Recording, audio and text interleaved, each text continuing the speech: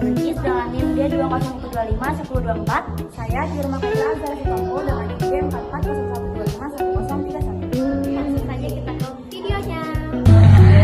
Surfaktan menurut KBBI adalah zat aktif permukaan yang menurunkan tegangan permukaan dan antarmuka dua cairan. Zat ini memiliki dua bagian molekul yang berbeda, yaitu bagian kepala yang suka air atau hidrofilik dan bagian ekor yang tidak suka air atau hidrofobik. Fungsi surfaktan adalah berfungsi sebagai deterjen, bahan pembasah, pengemulsi, pembusa, dan pendispersi. Tujuan praktikum ialah mahasiswa mampu memahami mengenai pengaruh konsentrasi surfaktan terhadap tegangan permukaan dan karutan suatu zat. Pada percobaan kali ini, mahasiswa juga diharapkan mampu memahami cara kerja deterjen dalam menyatukan minyak dan air atau disebut juga emulsifikasi. Tadi yang kita butuhkan, alatnya ada 2 buah sendok, 4 buah gelas. Untuk bahannya ada deterjen, minyak, dan air. Baik, langkah pertama pada percobaan kali ini, kami akan memasukkan minyak ke dalam 2 gelas berisi air.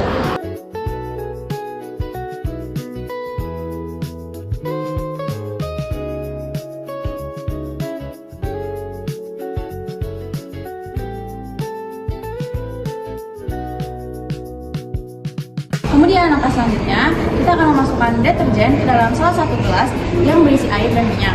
Dan gelas satunya lagi itu akan menjadi kontrol.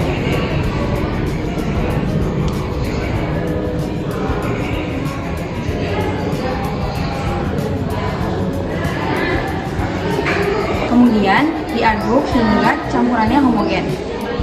Nah, untuk minyak dan air sebagai kontrol, kita juga mengaduk ini untuk melihat perbandingan antara air, minyak, dan deterjen, dan juga air hanya dan minyak saja.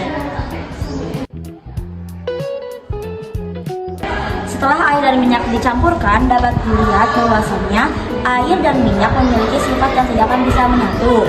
Sedangkan air dan minyak yang ditambahkan dengan deterjen bisa menjadi campuran homogen karena adanya deterjen sebagai surfaktan.